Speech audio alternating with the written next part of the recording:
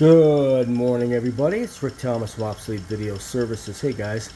All right, we are working on an overhaul on the Sony Av-8650. This is a donation given to me by my good friend Rich out of Texas. I'll actually be able to use this machine. This is actually the third one I think I have. I think I got two in storage. This one here was in pretty bad shape. This thing has been sitting a long time. Had to take the entire mechanism out, capstan mechanism, re-grease everything. All the belts were eaten away. There was a rat nest on the inside, believe it or not. All the rubber was bad on this, and the actual adjustments, everything was just gooked up. This thing was just really gooky. You can see, case in point, the gook gets built up on this. This was sitting in a very poor environment. We're running a color bar test tape. It's looking very nice, actually. Color bar playback is nice on this unit. As you can see, make some adjustments on the tracking. Tracking stays locked. Now this is NTSC. Okay, I have two different tapes. This is a color bar tape for NTSC, which is for these models and all the ones that came after that, Panasonic and Sony. And of course, you know the AV5000 color bar tape, which only plays on these machines only. So you do have to know your machines, guys. You do need to know what the hell you're doing when you do recovery work like this. I'm one of the best in the business. I've been working with this stuff for years. Not only do I service and repair everything that I get, when people send me tapes like this, I'm pretty much able to figure out what it is because I know all the signals for all the different various formats. The skip field, the non-standard, the EIAJ, and the pilot tone. And once I get these up on the scope, when I'm jumping around trying to figure out what machine is what, I can tell by the signal what machine I need to pull. And that's engineering work. You gotta, after years of working with these things, you kind of know what you're doing with what's what.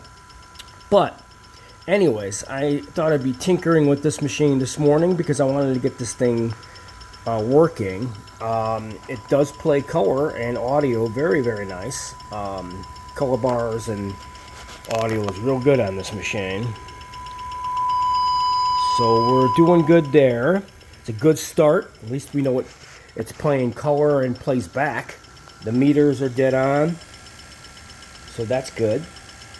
And but at some point somebody altered this machine by putting a slow switch here, which I don't understand because you got one right here, unless this one was broke or not working right and they just wanted to replace it. I don't get it. I hate when people modify machines and I have to go back in and actually fix it the right way. It drives me crazy, especially when people don't know what they're doing. I would have never defaced this machine with a switch on the front panel and actually drilled a hole like they did. They drilled a hole through the front panel and put this in there. I would have never done that. Not on this machine, because this was their flagship, and these are, you don't find many of these. They're out there. I mean, there's a lot of them out there on this model, but this was a very expensive machine at its time, and you just don't want to deface stuff if you don't have to. If you're going to fix it right. Put a brand new switch in and be done with it. But yeah, people out there who are weekend warriors who just think they can just do this stuff. It's pretty funny, actually. So anyways, we got this thing playing, which it was not playing at all.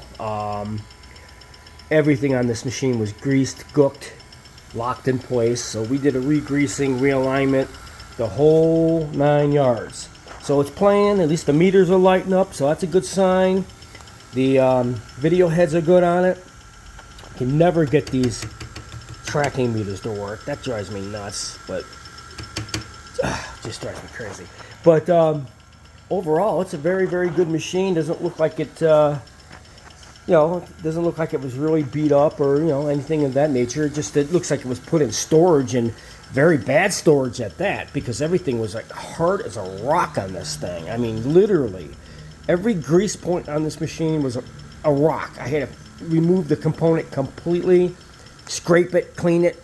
I take special solvents to clean them up and then re-grease them and put them all back where they belong. It's a process.